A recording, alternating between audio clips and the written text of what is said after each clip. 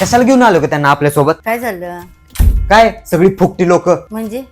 1 रुपया निघत नाही त्याच्या नवऱ्याच्या खिशातनं. कालपासून आपण त्यांच्या सोबत फिरतोय. तर काल जियांनी कुरकुरे मागितले, तर मी 1 न घेता 3 घेतले. जियानला 1 आणि त्या दोघांना. आणि आता मगाशी काय झालं, जियान बसलाय आणि ती काय करते, तिच्या पोरांना बिस्किट देते. जियांच्या तोंडातून पाणी गळते तरी त्याला देईना.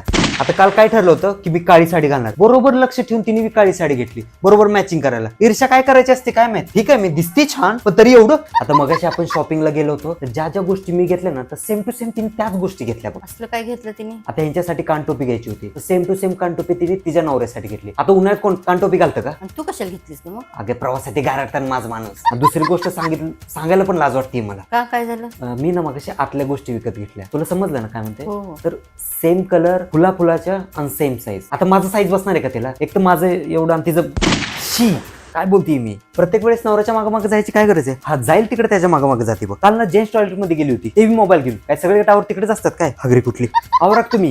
मगाशी ना मला जियान सांगत होता की ती माझ्याबद्दल चला ना. हो चला ना. अहो तुमचीच वाट बघत होती. ते आमच्या शेजारचे सांगत बसले होते की ते नाला कुत्री आहे बघा ती.